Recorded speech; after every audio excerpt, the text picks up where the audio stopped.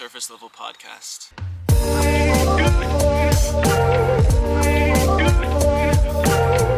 Today I want to talk about silencing your inner voices. The voices of self-doubt, insecurity, hesitation. Those things are so prevalent for me. They've been so prevalent for a very long time in my life. And I feel like it's been so liberating to find specific ways, tools to help quiet those voices and proceed and make things that I enjoy, including this. Podcasting is, at least talking to the camera, talking to my friends on camera, talking to people I admire on camera, has been something I thought about doing since like the beginning of my undergrad back in 2018. Was probably when I first thought about doing this. And, for forever you have every excuse as to why not to do something.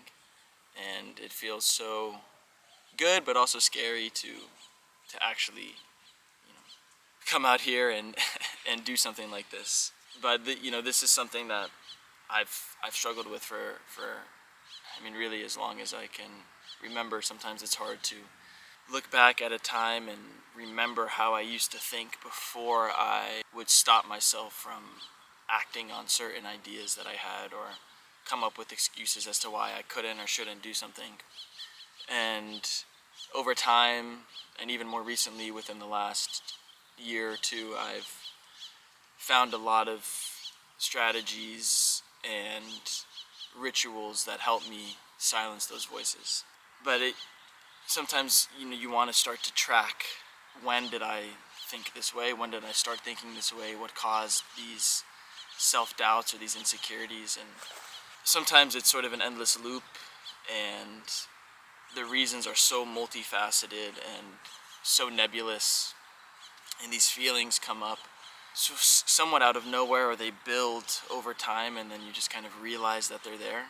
So sometimes it's sort of fruitless to think, oh, I'm going to stop it by finding the root cause. But I think for me, a lot of it started in architecture school, in design school.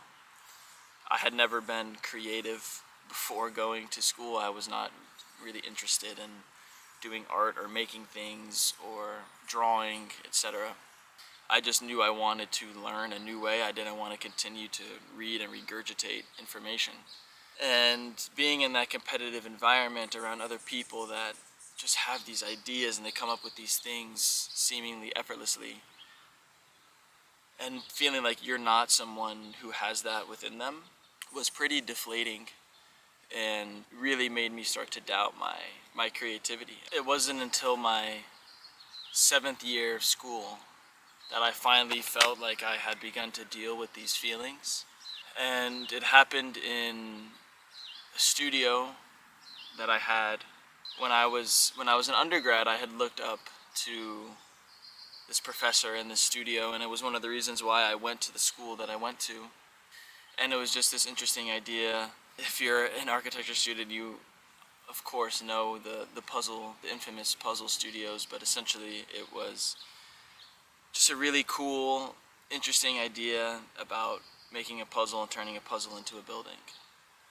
It was one of the more viral projects in architecture school lore, and it was almost this like mythical class that you could take, especially from an outside perspective of someone who wasn't doing super cool things up until that point. And I finally got the opportunity to take the studio and learn from cool people and have a lot of my heroes, the people I looked up to in architecture practice and academia, critique my work. And this was probably one of the hardest I had ever worked on a project. Me and my partner stayed up probably, it was like 2 straight nights back to back before the final, really just trying to make this like the best work we've ever made. And for the final review, we had all of our expensive models and drawings, and we had done all of this work to put our best foot forward. And on the panel, on the jury that was reviewing our work, was the two people that I had looked up to most in architecture. And I mean, two people that a lot of people have looked up to. Sort of you're doing your final project, one of the last projects you'll ever do in school, and your two heroes are sitting right in front of you, directly critiquing like the the thing you've worked on the most in your life.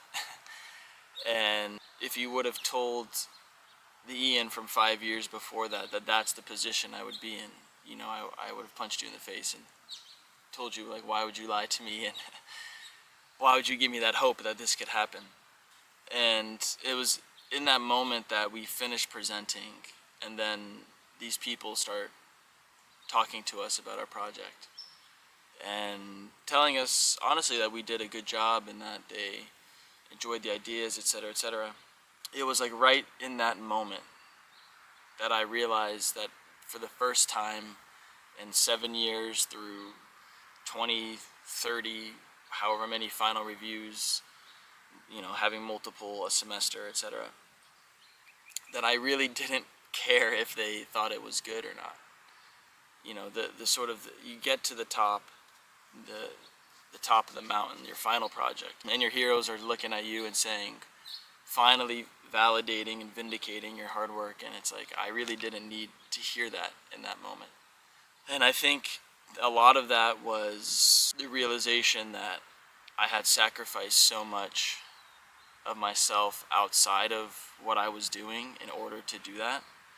And I wasn't super proud of the amount of work that it took to get these people to tell me that. Because at the end of the day, why would I even care what these people had to say about my work?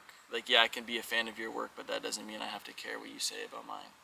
And also, just having done all of that 7 years of fairly arduous and difficult work to that point, you reach the level where you know you can do it. You finally know that you can do it. And I didn't know I could do it until I heard the people say I could, and me not caring that they said that. And that was a big turning point for me in the sort of inner critic and this inner voice starting to die down. Because normally I would, in those final review situations, you, especially as a student, you get so nervous being in front of, 5 to 7 architects or reviewers. Your friends start to gather behind, and you're on center stage, and you're putting your ideas out there. You're attached to your ideas. It's yourself you're putting out there, and all these people are giving their opinion on it. And yeah, it was the weirdest feeling to have, honestly, a bit of glaze, to have someone that you look up to glazing what you do, and really truly feeling like you don't care what they say. And then after that, directly after that, was going into the thesis project, the final project that, of course, you do as a student. And I had entered that project with a sort of new confidence, because I finally felt like, instead of anticipating the final review of the thesis, having gone through that other final review, the last, let's say, structured studio I would be a part of before I did my own project, I really felt like, okay, I don't need a final review anymore. I don't need my thesis to be critiqued, because obviously I don't care about if these people accept my project or not. I'll take feedback on my ideas, but I don't need acceptance anymore. Of course, that was a little bit of a lie. More acceptance would be nice. More compliments on, good work, or this looks really good, or this idea is interesting. Of course, I think all of us do crave that to a certain extent. And especially when you have these thoughts about you not being good enough, or creative enough, or smart enough, or talented enough, or what have you, those words you always chase those words, and then they hit you and they always bounce right off, and you go right back to thinking what you were thinking. They don't actually make any impact. But having had that review, I went into the thesis pretty fresh. Like, I don't need to be vindicated anymore, because I got that from this other thing that I had done. And then as I started to do the project a bit and get into it and start to show people, like, okay, this is what I'm doing, I was met with a bit of resistance, and I fell right back in to where I was, and all of that shedding of, I don't need, these compliments, or I don't need to show people that I'm good enough, kind of started to wash away again, and go back to where I was before. And then, the best and worst thing happened right as I was about to really just go all out and make the project, and really do it, and lock in for the next, 2.5, 3 months or whatever we had. I broke my ankle and had to get surgery. And I basically killed 3-4 weeks of the summer. So doing the thesis, you have basically we had from May to September. So May, June, July, August, we had 4 months. We had 4 months to do the project, to execute the project.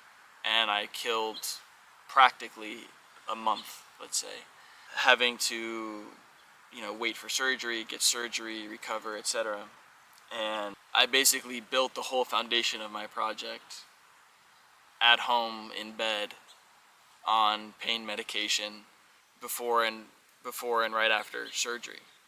And feeling like you're about to do the best work of your life, the most important thing you've done up to that point, and then immediately get hit with, probably the biggest setback I had been hit with in terms of my physical health, right in the middle of that, really forced me to understand how to reframe how I see this work, how I see myself relative to the work.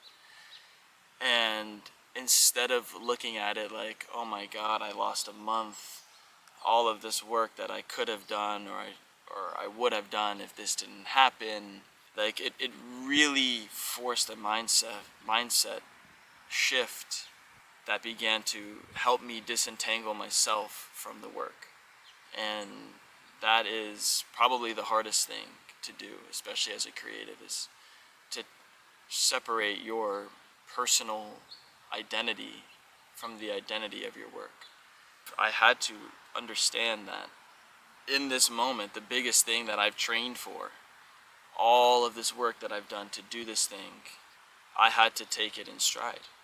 And so what ended up happening was I built the entire foundation of my project, the whole creative, not the ideas, but the literal execution of the ideas, the thing that I would build from, basically kind of high on pain medication in bed.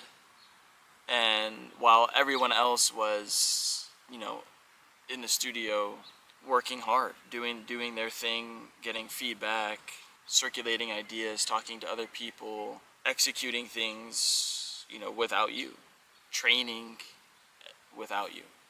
And this was also super beneficial for me because for the first time I wasn't creating around other people.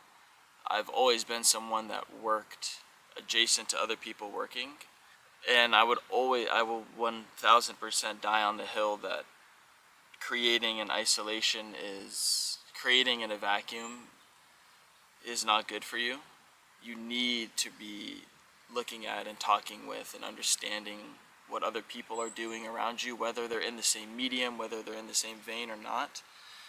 It's the most beneficial thing to become a more well-rounded creative. But for the first time, I wasn't able to look at other people, to talk to other people about the work. I wasn't able to really get feedback. And for the first time, I was truly just doing whatever I thought I should do, instead of subconsciously seeing what someone else is doing and then maybe course correcting a little bit, or hearing some idea from somebody and being like, oh wow, maybe I actually should do that. For the first time, it was really just all me. And that gave the project a new identity to me. I had never created this way before. I had never done something totally in a vacuum. And up until this point, I already had the idea of what I wanted the thing to be. I knew what the plan was, but I had never executed without feedback or reference or someone in my ear a bit, or at least someone that I'm looking over their shoulder and being like, oh, what are you doing? And so when I would look at the thing, when I would do the thing, those voices were amplified, right? That it's not good enough, that putting this thing out is too vulnerable, that I'm not creative enough to do this. Because there was no other outside influence. There was no, oh, this person said it was good, so it's good. But at the same time, doing it despite having those thoughts made it the most important thing I had done up to that point. And I truly believe that the only way out is through. And by doing the project, by completing it to the level of completion I had planned for before the injury, and more, by doing more than I thought I could do, and having the setback, by pushing myself to that limit, I think that's really what helped the true beginning of silencing that inner critic. I think a lot of us are capable of so much more than we really think. And seeing the ball go through the net, seeing yourself accomplish something despite whatever it is you're dealing with is, it's sort of indescribable. Especially when you give yourself the credit, when you allow yourself to enjoy that accomplishment. And so I finally felt, even after the last project where I had these people tell me I did a good job, and I really felt like I truly didn't need to hear that. After the thesis, I had put my work up, and funny enough, with the broken ankle, the school assigned me to, instead of placing my work on the wall, I placed my work on steps. And so I had to hobble up and down these steps, and it took me like 11 hours to put all my work up. I didn't know exactly how I wanted it to be, so I'd put it up and take it down, put it up, take it down. But I remember taking a photo at, I think it was 2:20 in the morning, and feeling like the project is done. The work is done. When even before in the last project, it wasn't done until I had the feedback, until I had done the review, until I had gotten the critique. I truly, honestly, this time felt like my work here is done. Yes, I'm going to come tomorrow and I'm going to present, and it's going to be fun, etc. It's going to be nerve-wracking, but the work is done. And I think before my thesis presentation, which was the biggest presentation I had done, with the most amount of people in front of me, with the largest jury I had ever had, I was so much less nervous for that than any other project. And being present in that moment before starting to talk, before starting to present, and realizing like, wow, I'm really not that nervous. I'm still nervous, but I'm not that nervous.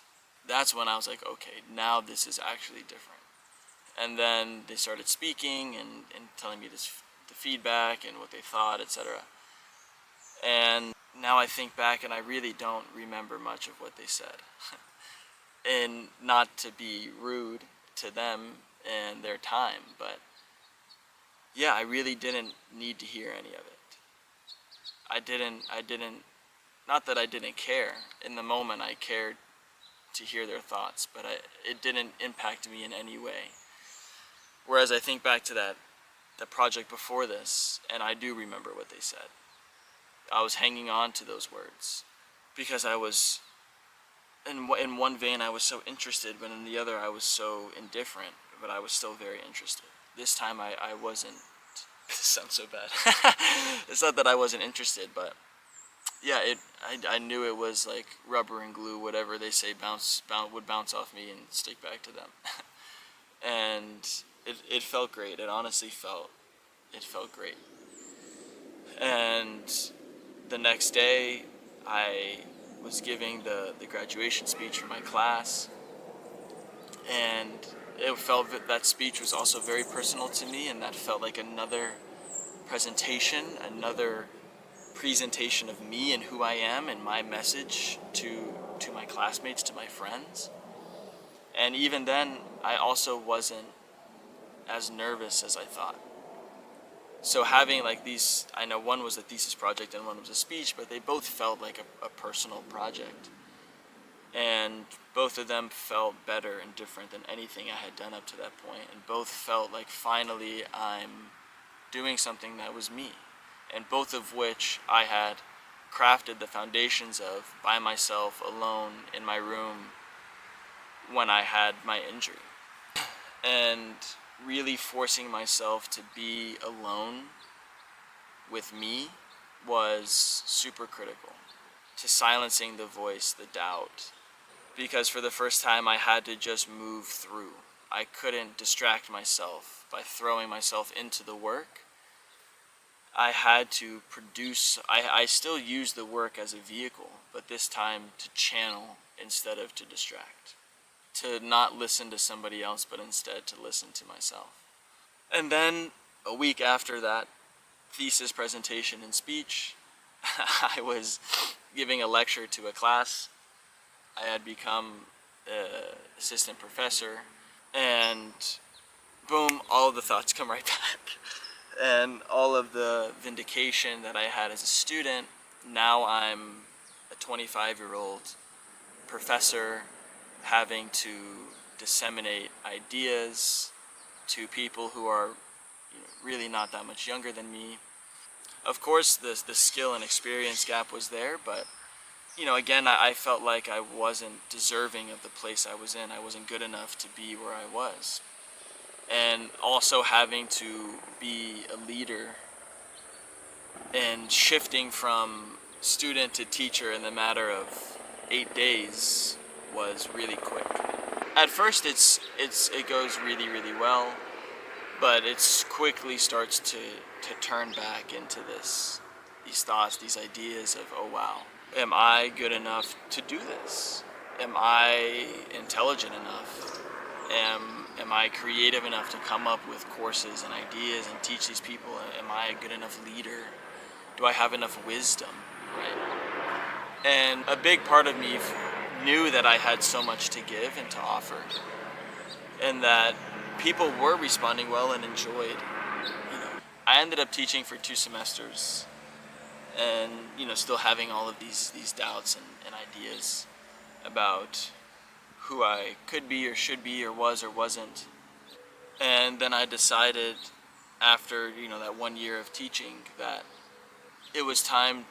I sort of came to an inflection point and had the ability to make a decision whether to continue teaching or make a decision completely for me personally and stop teaching and move back to Los Angeles. And for the first time, I really took a look at me and what I was thinking and how I felt about what I was doing.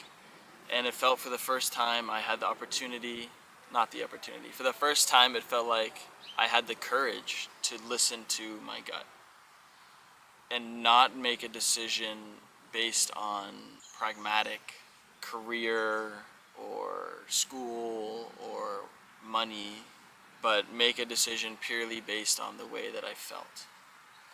And it was a hard decision to make because I had banked all of my time in grad school and even before that, like dreaming of being a teacher, being a professor. That was what I wanted to do. That was clear goal. That was career path number 1, no backup. And I accomplished that immediately. And I was super proud of, having done that so quickly. Setting my mind to something and taking the opportunity to do it.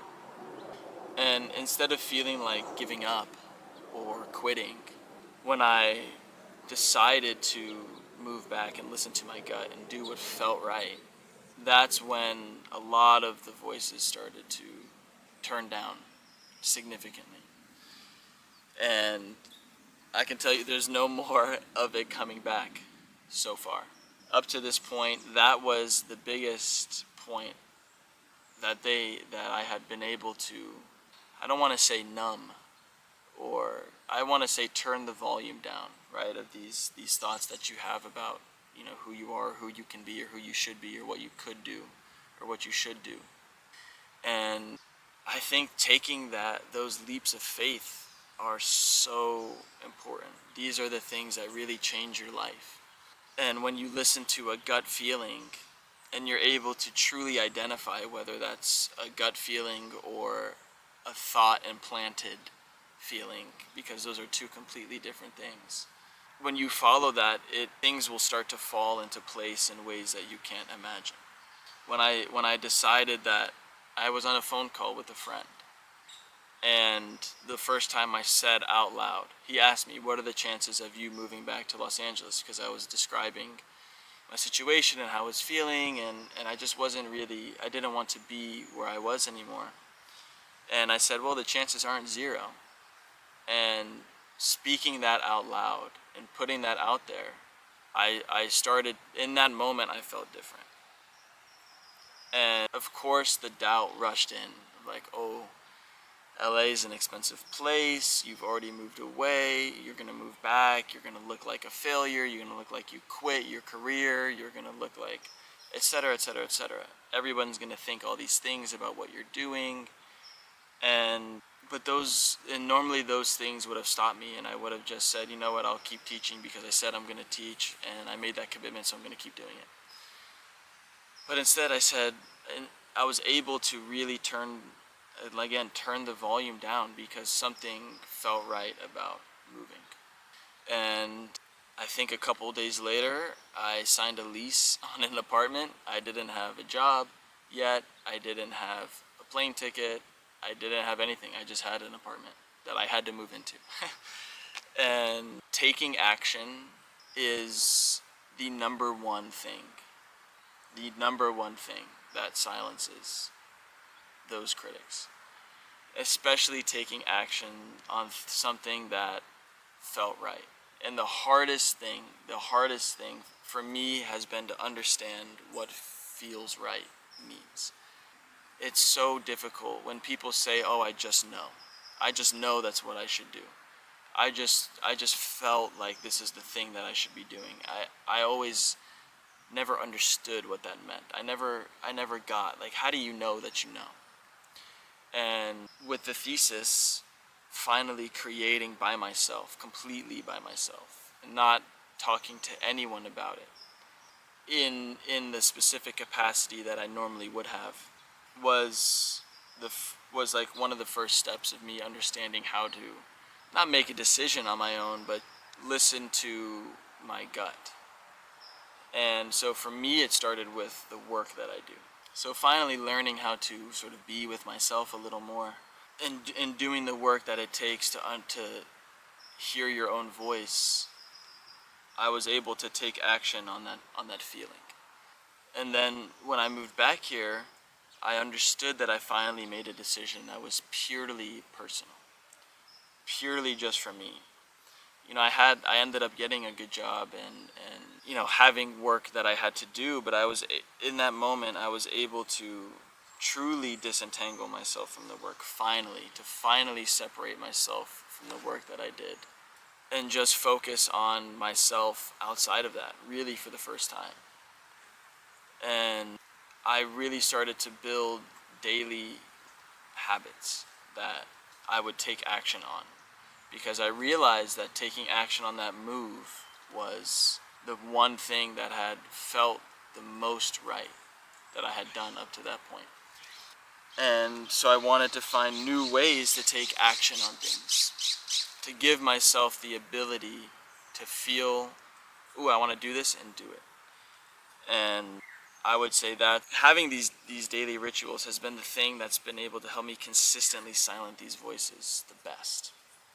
And the number one thing is movement, of coming outside and running on a trail, or going on a walk, or doing something. I mean, I know, especially with the internet, you hear it so much that daily movement is so important. but truly improving your body and your mind has been the most liberating thing that I have done. And the whole time I was in school, I never consistently made time to do that. I never had the courage. I never gave myself the space and the time to eat right or to move. I always felt like I was wasting time, that I could be working if I were to work out or cook a meal, etc. And now it just feels so preposterous. I mean, people had told me this, right? You do hear it. But I never believed them until I became one of those people that now does that thing. And running has, I even started to run this year, and I was one of those people too. I talk to people now and they're like, man, I can't even run a mile. Like, running is so boring, running is so stupid. And I was one of those people. I was right there with you.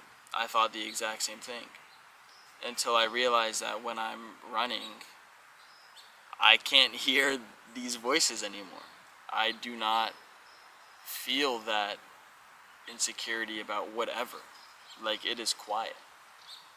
Well, it's not quiet because I'm panting and in pain, but it's something that I can do, and I got better at it so fast that it was one of those things where I could also see the ball going through the net.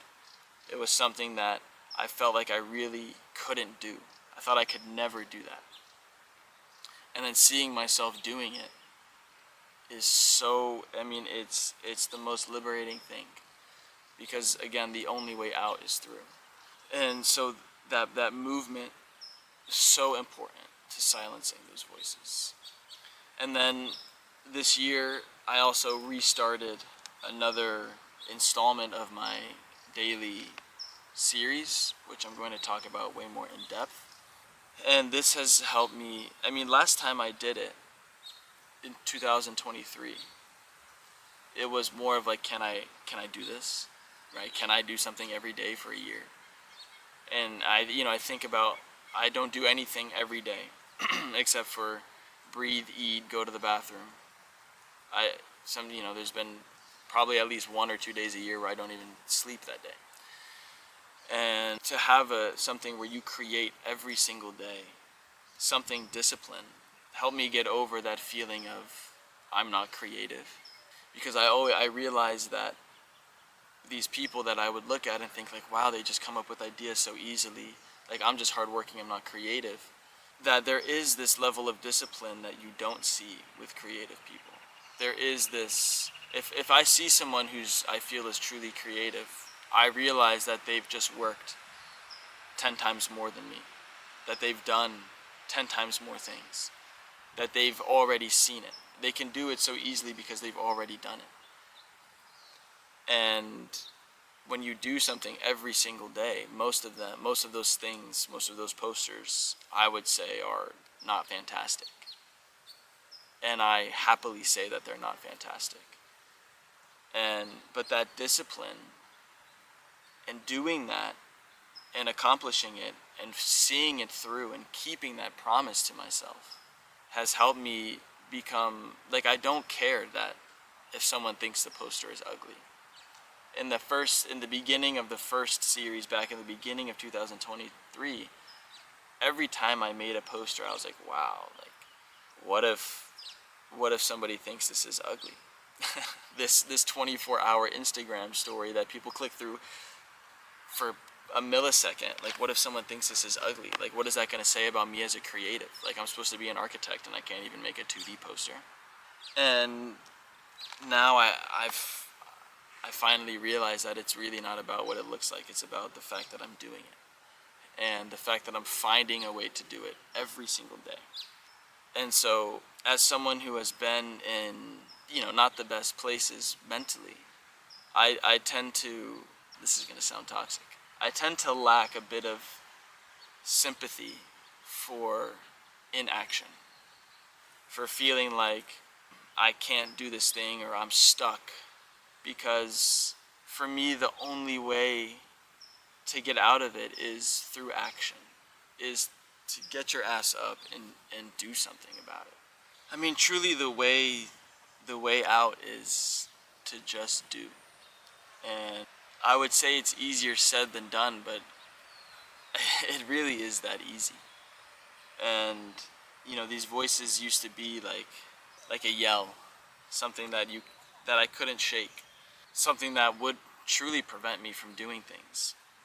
And once you see the ball go through the net enough, once you find those daily things, and I think it really should be daily, those daily things that you do, get up and brush your teeth, make your bed, meal prep, right?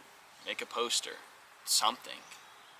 It it's the only thing that's gonna actually turn those voices down. And I still find myself, whenever I fall out of these routines, whenever I'm not running or working out, or whenever I don't meal prep, I find everything gets kind of thrown off balance again. And I've become attuned to it. You haven't dealt with these thoughts as long as I have, or you haven't sat with them and listened to them enough. Sometimes it's hard to realize when they are getting louder, but it is something where if I'm not doing these daily habits, it comes back. And I can feel the droning start to kick in again. And that serves as great motivation to get things done and to do things like this.